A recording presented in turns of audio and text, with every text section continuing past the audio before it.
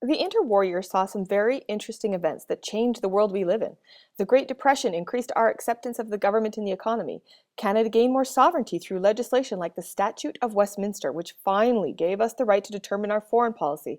Now we just needed to patriate the Constitution and we could be 100% sovereign. In addition, the rise of fascist and communist dictatorships threatened the democracies that had been established since the Enlightenment era. So let's start with our domestic changes. After the war, Canada continued to send supplies like food to the European countries. Remember, a lot of the farmland had been damaged by the war. And this helped our economy to grow tremendously. However, after a few years, the European farmers were able to supply their own food needs and the demand for Canadian crops went down. Unfortunately, all of that food production had stressed out our farmland and our soil was drying out, which was made even worse when a drought hit in the 1930s. And that wasn't the only thing that went wrong. In October of 1929, the New York Stock Exchange began to crash, destroying the investments of millions of people because it ended up creating a worldwide recession.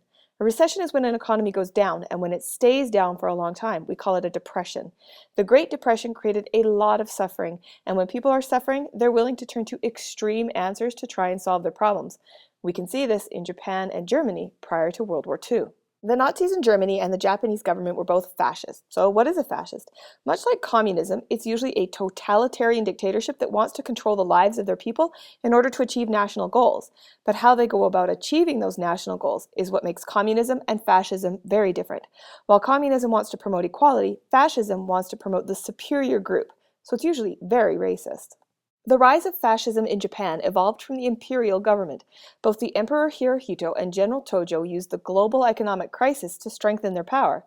The reason the US Great Depression affected Japan was because of exports.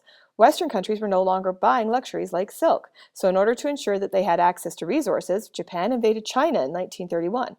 The League of Nations did little to prevent this takeover of Manchuria, and the limited global response told Japan they didn't need to worry about it. So by 1937, they fully annexed the region and were at war with the rest of China.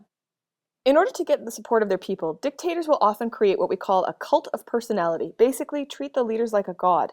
This was used in Japan by building upon the respect and honor given to warriors. In addition, the government used propaganda to turn the people against the West. It wasn't really hard, considering all of the racist immigration policies we had at the time. So by the time the war breaks out in Europe in 1939, the Japanese people fully support their government in their bid to take over Asia. Of course, we also used propaganda to promote our national interests. In Germany, the Great Depression was very severe. The economy had collapsed before the Great Depression in 1924 because the Weimar government had decided to print money to support the workers who were striking against the French control of the Ruhr region. You can't just print money. So, when a strong leader like Hitler gives moving speeches promising his people that he can fix all of their problems, the support for his party increases.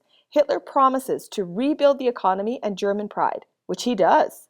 And one of the key promises was to get rid of the Treaty of Versailles. He tells his people he's seeking Lebensraum, or greater living space for the German people. In other words, he's going to get back the territories lost in World War I and maybe go a little further. When Hitler's party is elected, he doesn't actually win a majority, but he gets himself named Chancellor. And when there's a terrible fire at the Reichstag, Hitler uses this as an opportunity to get rid of his political opponents. He tells the German people it was a communist plot and that he must enact legislation to help them root out these evil influences.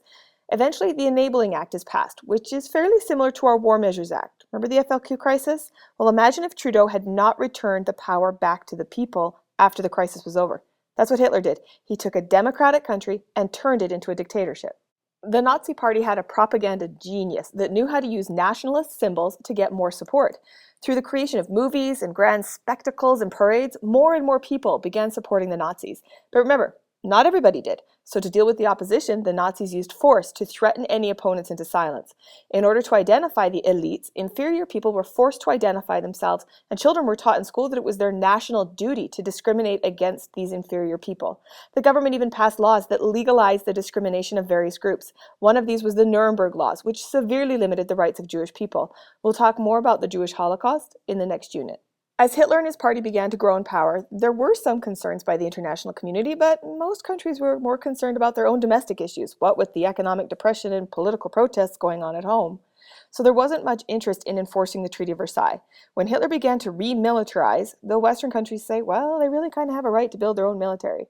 And when Hitler reoccupies the Rhineland, we say, well, it really is their own territory. Are we willing to risk a fight to enforce a clause that really doesn't seem all that fair now?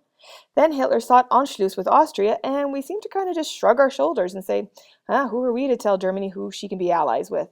Germany signs other alliances with fascist nations of Japan and Italy, which we refer to as the Rome-Berlin-Tokyo Axis. Hitler even signs an agreement with his enemy, the communists, called the Nazi-Soviet Pact. This agreement stated that if Hitler went after Poland, the Soviet Union wouldn't oppose it, and in return, they could get a share of the territory. This agreement is really important for the immediate causes of the war, which we'll talk about in the next video. What many consider to be the most important cause of the war was this use of appeasement in dealing with Hitler, which can be illustrated with the Munich Pact. Hitler met with major world leaders asking for the Sudetenland to be returned to Germany. His arguments were convincing, pointing out that the Treaty of Versailles itself stated that people should have self-determination, and yet the German majority in this region of Czechoslovakia didn't have that right. So it was agreed that the Sudetenland should be returned to Germany, and the Munich Pact was signed. When the British Prime Minister Neville Chamberlain came home, he celebrated, declaring that this piece of paper would create peace for our time. He firmly believed that Hitler would honor his promise that the Germans would not seek to expand their territory any further.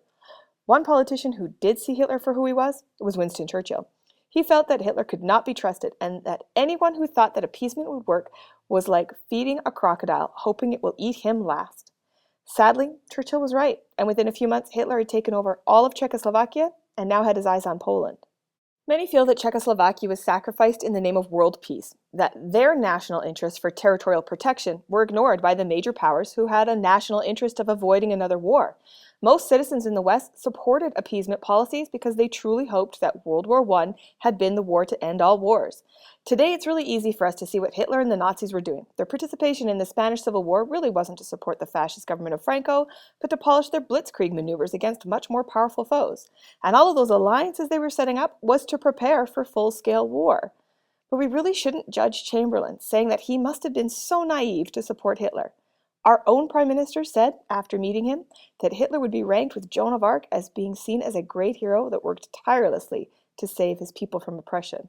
So it wasn't just Chamberlain that was snowed by Hitler.